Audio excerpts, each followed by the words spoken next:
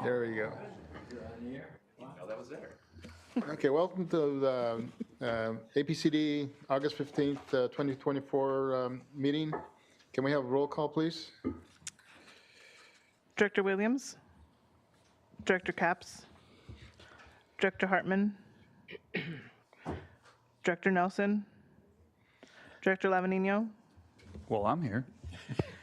Director Silva, Here. Director Clark, Director Perotti, Director Aiello, Here. Director Rouse, Here. Director Patino, Here. Director Infanti, Here. and Chair Julian. Here. We have a quorum. Okay, great. Will you please, at this time, stand and join me in the vote of pledge of allegiance?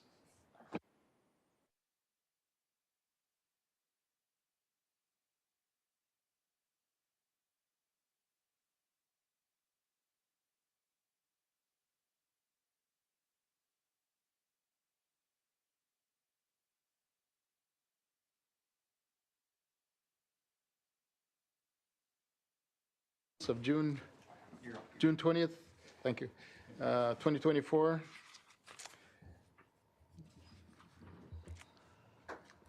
I'll move to approve. Second. Chair Julian, we do have to ask for public comment on the minutes before we take a vote. Okay, oops, We received no public comment on the minutes. okay. Is there any discussion and public motion? Is there, we got a motion and a second.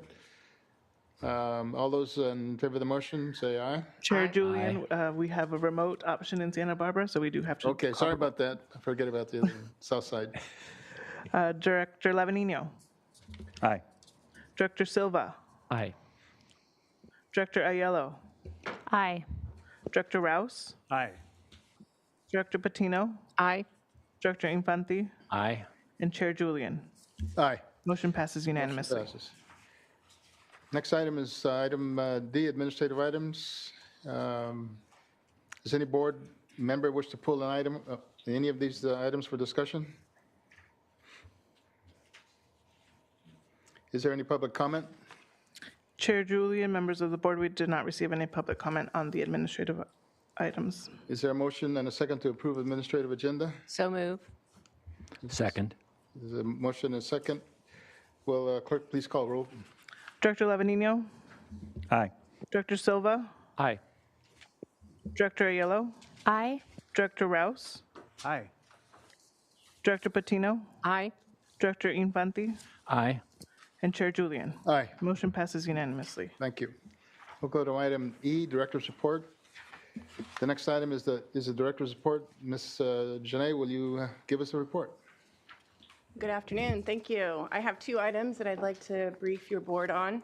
The first one, I have a PowerPoint presentation and it relates to the lake fire. I thought it would be a good opportunity to put a spotlight on the air quality that occurred during the lake fire and how our agency was able to respond. This is a PowerPoint up? Oh, there we go. This picture is outside of Santa Maria, actually, on Clark Avenue. It was a nice visible plume the day one of our employees was there out in the field. The next is a timeline of the fire and how it impacted local air quality. The fire started on Friday, July 5th. That seems to be a trend, unfortunately. And then it got pretty significant quite quickly. The Office of Emergency Management pulled together a group on that Saturday. We then worked with the public health, Santa Barbara County Public Health, and we issued an air quality watch for the entire county. It wasn't really impacting our air quality quite yet. It was going up and away outside of all the populated areas where we had our monitoring network. On the 8th, however, it got pretty significant in Los Olivos.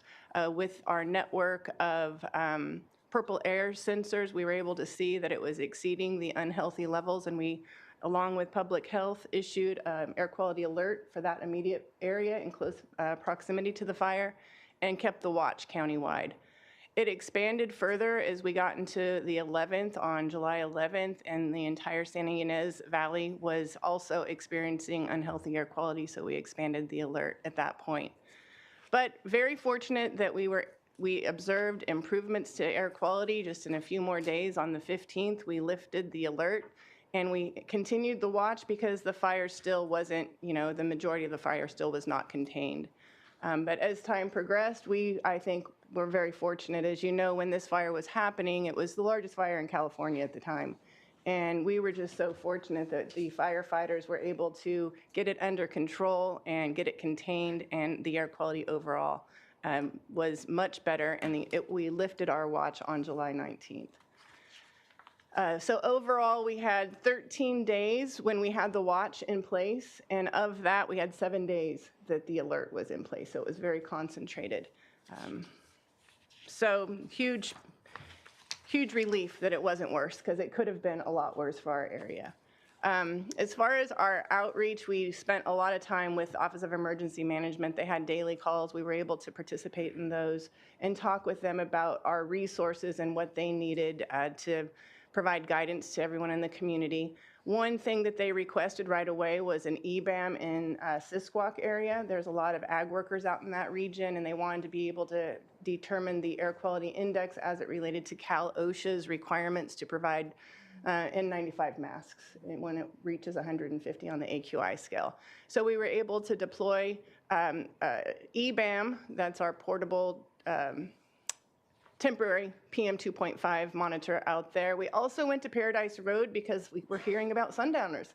And what will the sundowners do for air quality? So we wanted it to be in a location where we could see if and when the winds shift and how it might migrate down the mountains there in Santa Barbara proper in South County. Los Alamos was also being impacted, as we saw on our limited network, and we don't have any purple air sensors currently in the Los Alamos area, so we were able to deploy an EBAM there. And then the last EBAM we put out was in New Cuyama. We have purple air sensors there, but the federal Air Resources Advisor needed an EBAM specifically for the model that they use. And the Forest Service did assign an Air Resources Advisor to this fire, and it was very helpful for them to predict the forecast of air quality. I definitely want to recognize county fire departments, because a lot of times when we deploy our EBAMs, we're able to work with their field office, so that was great. All right, next slide. Oh, before we go on, there's a picture of the EBAM. It looks like a robot of some sort. And the fire and smoke map, I just want everyone to recognize the importance of this. It's a US EPA tool. It incorporates the regulatory monitors that we oversee, as well as, those are the squares. No, those are the circles, excuse me. It has, the squares are the purple air sensors, and we have 50 purple air sensors throughout the county that we manage. And then the triangles are the EBAMs that we deployed. And it's refreshed regularly, and it also has that plume to give us a visual, to give everybody a visual of where the smoke is likely to go. Okay, on the next slide here, I just wanted to summarize our outreach efforts. Man, Liz is still on maternity leave, and I appreciate everything that she has developed for our agency.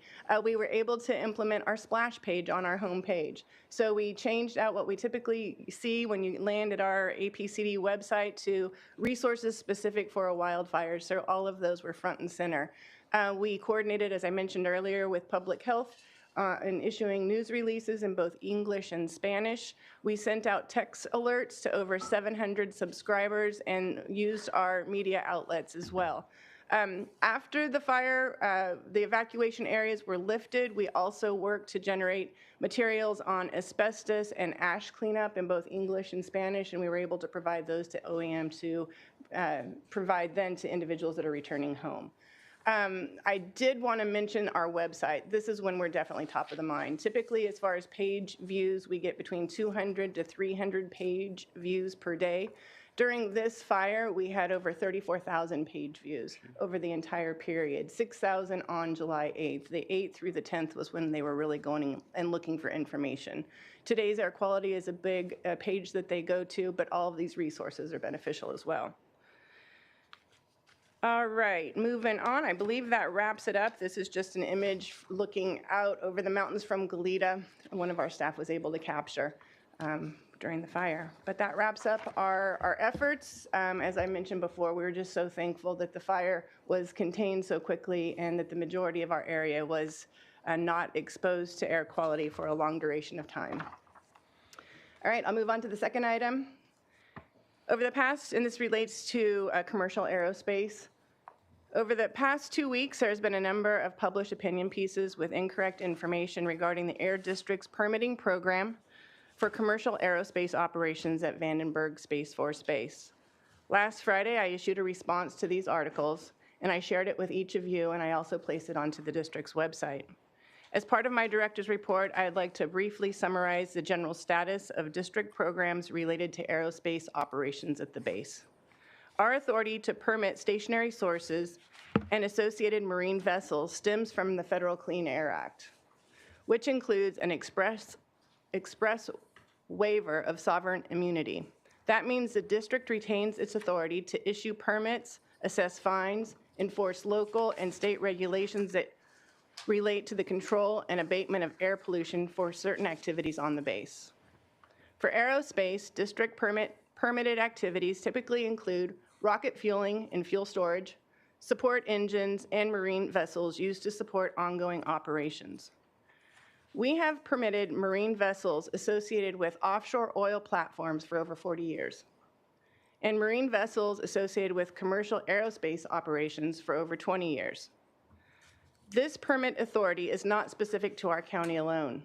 Our neighbors in our air basin to the north and south, San Luis Obispo and Ventura County Air Pollution Control Districts also regulate and permit marine vessels that are associated with stationary sources. The requirements included in a district permit mirrors what the source, in this case ULA or SpaceX, propose in their application. Permit conditions are needed to ensure compliance with the program, to ensure compliance with the project the operator proposed, and what we have reviewed to ensure compliance with our rules and regulations.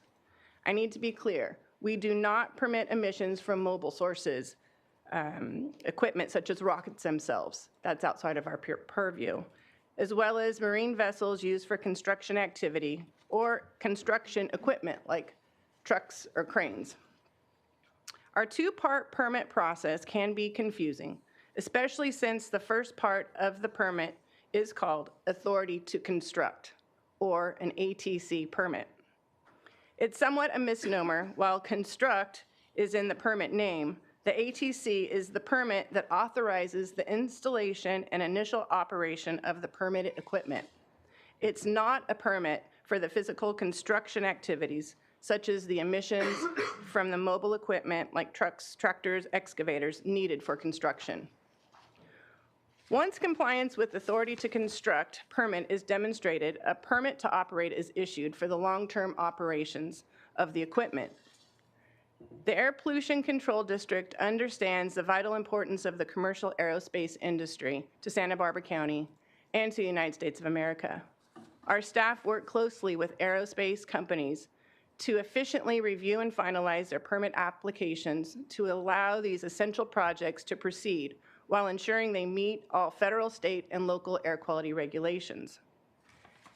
In closing, I would like to share statements from the two aerospace operators that we permit, which were provided to us in response to the opinion pieces published over the last 2 weeks. United Launch Alliance statement will be read first. ULA has a good working relationship with the Air Pollution Control District and has shared our future launch plans at Vandenberg Space Force Base. We look forward to continuing to partner with the district for our upcoming projects. The second statement is from SpaceX. Space Exploration Technologies, SpaceX, has worked with Santa Barbara County Air Pollution Control District on various air permitting initiatives at Vandenberg Space Force Base since 2013. This extensive experience with the district has given us a unique insight into the complex work that the district performs. We are continually impressed with the level of engagement and technical capabilities of the district staff. We consider your team to be critical technical partners for us as we continue to develop and expand our operations and capabilities. We look forward to the continued partnership with the district as we work to further the commercial space program in California. And that concludes my director's report. Any comments from the board directors? Chair Julian, we did receive two requests to speak for this item, Right, on public comment, okay. public comment. First up, we have Andy Caldwell. Mr. Caldwell also submitted some written public comment. That public comment will be emailed to everybody after the meeting. Thank you, hand it. Chair Julian, members of the board, Oh, can representing Collab. can you go ahead and turn on your mic, please? Pardon? Your mic is off. Is it on or no? Oh, It's on, all right. right, that's new. Okay. First of all, I want to apologize to the director. As she mentioned to you, the district says it doesn't regulate construction activities, but we read authority to construct. And I'll explain that. But I'll tell you what really got me here had nothing to do with commercial space. What got me here is a couple of months ago, Miller Family Wines announced they were closing. The largest winery in Santa Barbara County. And one of the reasons they did is they said they were not able to expand. And as you all know, your city councilmen or county supervisors, the state of California is always ratcheting down on emission levels, what people are allowed to emit. And that begs the question, how do companies grow if they're always supposed to be reducing their emissions? And I've talked to the Miller family, and one of the things they said is about the winery ordinance, again, having to do with the APCD, not the county, is that they couldn't meet the requirements and grow as they needed to, and that our county, APCD, was one of the only ones in the state that regulates wineries. So then that brings us to the commercial space issue. So the annual report, for instance, from SpaceX references both permits to construct and permits to operate. And we know that historically, the district only regulates stationary sources. And we have to ask, in view of the fact that we are in attainment, do we really need to regulate these tugboats and barges that are bringing these parts to Vandenberg? I think I've gotten the reports last night. One of them, just for the barges and ships for one of those companies, is over 60 pages, and the other one's over 40. They asked for the fuel. They asked for proof of the type of fuel. They asked for the engine readings. They asked for a GPS on one of them. Every 15 minutes, they have to record where that ship is, whether it's off our coast, LA or Ventura, or in federal waters. All of this record keeping, as you know, some of you know I used to be in industry. It's the conditions, the fees the APCD is charging are nothing. The question is, how much does it cost companies to comply with the conditions? And, you know, the bottom line here is that the permit, the authority to construct, the terms and conditions deal with the emission limits of the permit. And so the marine vessel emissions are added to the stationary emissions for the project's overall emissions. And so they're always having to ratchet down in order to survive and grow. And we know the Coastal Commission went after the base. Mr. Caldwell, can you wrap it up, please? Yeah, we know that they went after, and my whole thing is with the regs that the state has and the feds have, what can the district do to help companies grow and expand and thrive here? Thank you. Thank you, sir. We have a second request to speak? Yes, Mike Stoker. He also submitted some written public comment, which has been distributed to the board and posted on the APCD website. Thank you, Mr. Chair, honorable members of the board. Mike Stoker, I'm President CEO of the newly formed 501c4 Santa Barbara County Taxpayer Advocacy Center. In just 2 months, we have over 250 business members. We advocate on behalf of the taxpayer, economic prosperity, and on behalf of our business members to help them with any dealings they may have with local, state, and federal regulatory agencies. I signed my slip. I was in Switzerland today. I was neutral. I was neither for or against. I just came here to give some comments that I have on this. I want to commend your director for a very, very thorough report. You know, as I approached this kind of hearing, really there were two questions as we went into it. You know, does the district have the authority to regulate marine vessels and the mobile sources? And I think your director gave a great report on that. Clearly, between Rule 201 and 202, you do, and just like San Luis Obispo and Ventura counties, they do as well. That's nothing, you know, unique that we're doing that nobody else is doing. I did find it over the last 2 to 3 weeks pretty all over the map on different people's perspectives on how much could you regulate mobile sources. Different people I talked to, including people directly related with APCD. I don't know whether this discussion has come up a lot. I think maybe Andy has generated a good thing having this discussion to bring it to the public's attention and the regulated community's attention and all the board members to know exactly, you know, where is the jurisdiction of the APCD when it comes to mobile sources that he raised with Vandenberg Air Force Base. So that's really, I think that's good that the public's heard this, and we know where that's at. The second question is, in this case, is the jurisdiction being exceeded? You know, and the way I look at it is this way. The applicants that are involved, nobody's complaining. In terms of, it's kind of like if the tree in the forest falls and there's nobody there, does it make any noise? I look at advocacy in terms of if people are having problems with whoever they're dealing with, then I got to look at it and deal with it.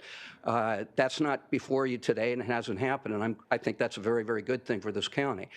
But kind of maybe going an extension a little bit further on this, in terms of as we go forward and what Andy said about trying to work in a collaborative way, you know, I just want to bring it to your attention. There are limitations to this. There has to be that association. Some of you are aware in a prior role, I served as the administrator for the Southwest region of the U.S. EPA. Two of my districts, San Joaquin Valley and the South Coast Air Quality Management District, are two of the largest districts in the country in non-attainment.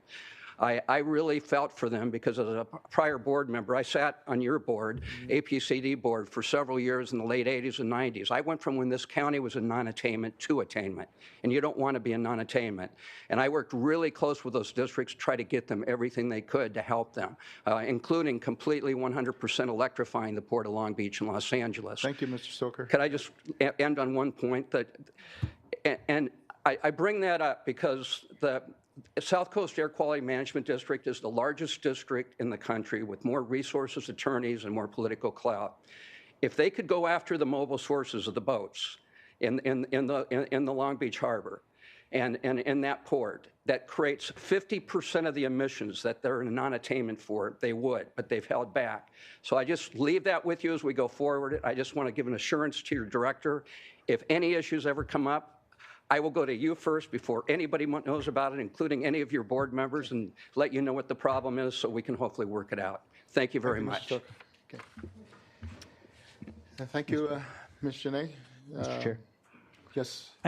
And I know this has garnered a lot of public attention, and I just really want to congratulate the staff and our director for not just brushing it off, but really getting to the bottom of it. And it was great. I think this was perfect time for us to have a meeting because it allowed you to take everything in, really get to the bottom, get the facts out.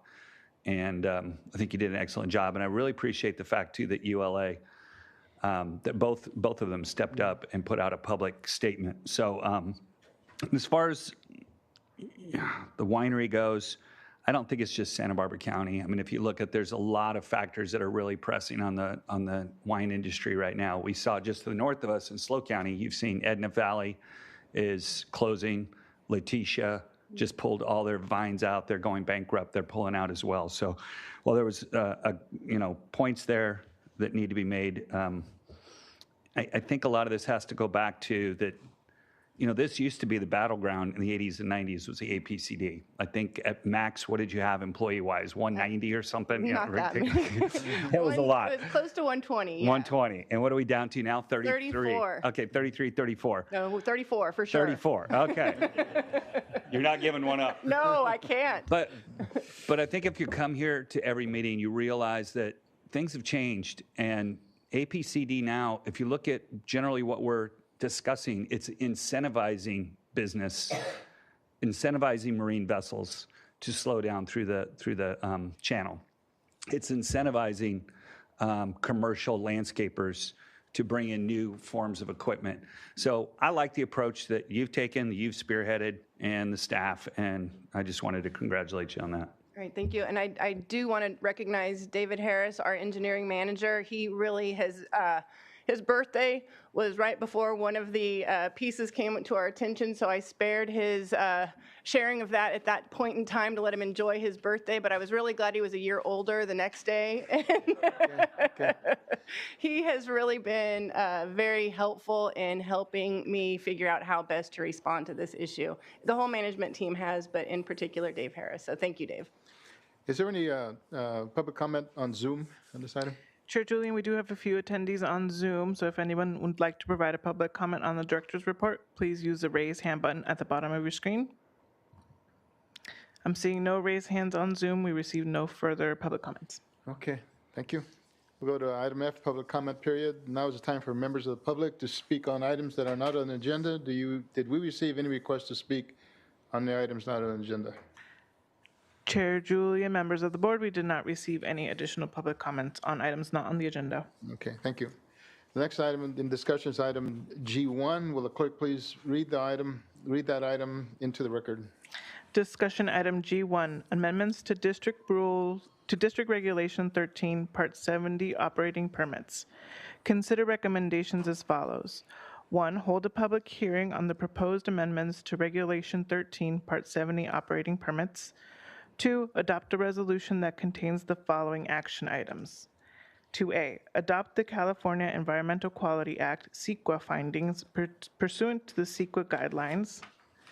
2B, adopt the general rule findings in support of the proposed rule amendments pursuant to Health and Safety Code Section 40727 regarding necessity, authority, clarity, consistency, non-duplication, and reference.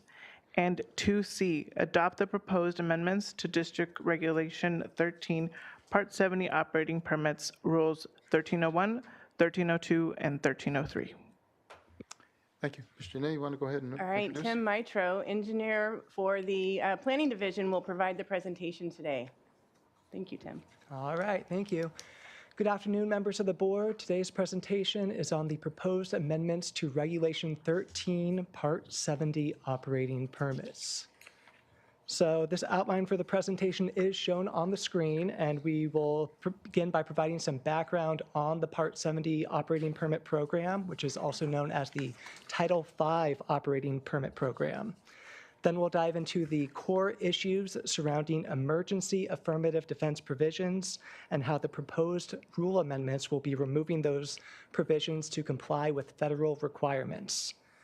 With every rule development proceeding, there's always public and stakeholder engagement, so we'll describe the efforts performed to date, and I'll finish off the presentation with the staff recommendation and open it up to comments and questions. So in the district's rule book, Regulation 13 is comprised of 5 different rules, Rules 1301 through 1305, and it codifies the district's federally approved operating permit program that applies to major stationary sources of air pollution.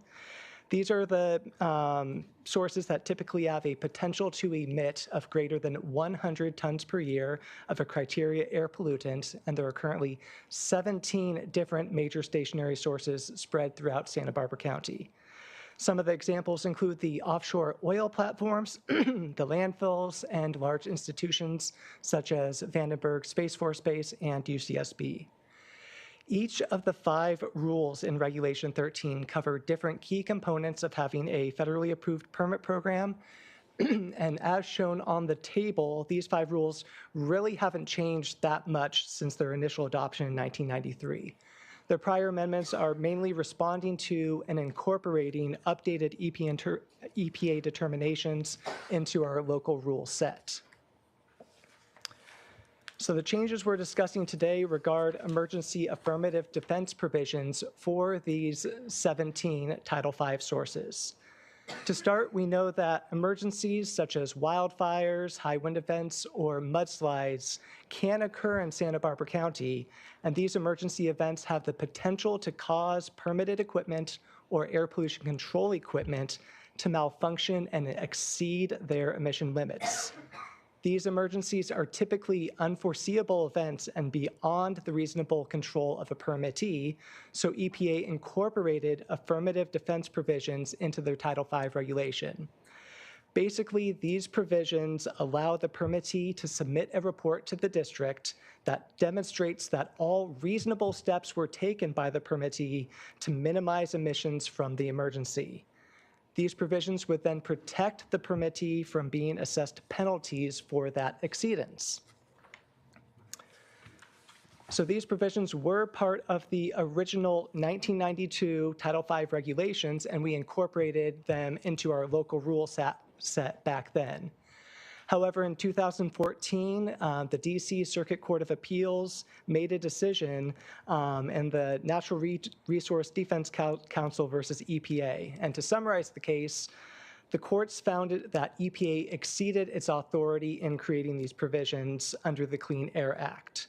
So the courts ended up vacating the provisions and threw them out in a separate EPA regulation.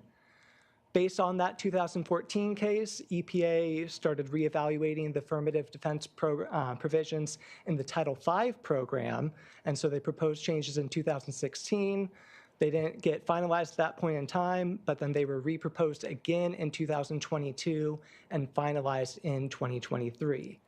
So what that means to us as a local air district is there's a mandate that by August 21st of this year, we have to remove these provisions in our Title V program to maintain a federally approved operating permit program.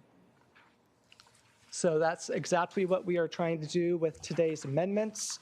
We are looking to remove the affected text and perform other administrative changes to Rules 1301, 1302, and 1303 to comply with federal requirements. Based on our assessment, these changes will have negligible impacts to the permitted Title V sources in Santa Barbara County, since we continue to have other valid compliance options that a source can use. Specifically, there's District Rule 505, which covers breakdowns, and that allows for equipment failures or malfunctions up to a 24-hour period. And if a breakdown persists for more than 24 hours, the source could then apply for an emergency variance through the district's hearing board for additional regulatory relief. Also, the district maintains the mutual settlement program, and under that program, an appropriate penalty is assessed based on multiple criteria, including all mitigating actions taken by the source. So even though these amendments are removing the emergency affirmative defense provisions, there are still a number of other options remaining on the rule book to help protect the permitted facilities when the situation is beyond their reasonable control. And this slide summarizes the public and stakeholder engagement. Back in April, we distributed the draft rule language to EPA for review and comment. In June, we posted the draft rule and staff report on our rule development website and sent out notices to the Title V sources, as well as those people on our listserv. And then in July, we had a CAC meeting where we just further explained and discussed the proposed changes.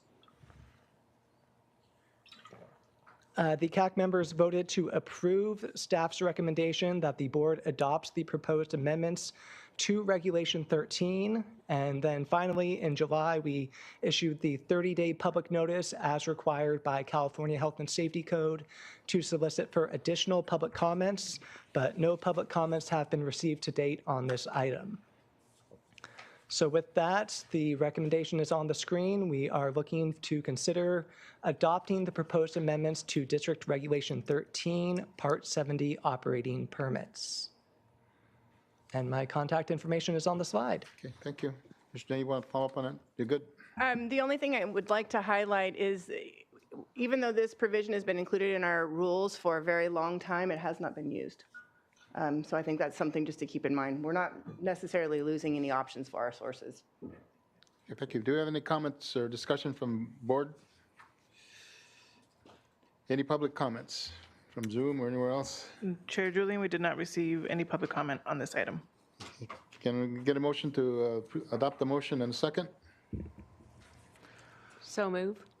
Second. There's a motion and a second. Will the clerk please take roll call vote? Director Lavanino, Aye. Director Silva, Aye. Director Aiello, Aye. Director Rouse, Aye. Director Patino, Aye. Director Infante, Aye. and Chair Julian. Aye. Motion passes unanimously. Thank you. Announcements, this meeting will be rebroadcasted on Sunday, August 18th at 5 p.m. on the County of Santa Barbara TV, Channel 20. Adjournment, the Santa Barbara County Air Pollution Control District Board is adjourned to 1 p.m. on October 17th, 2024. Thank you all.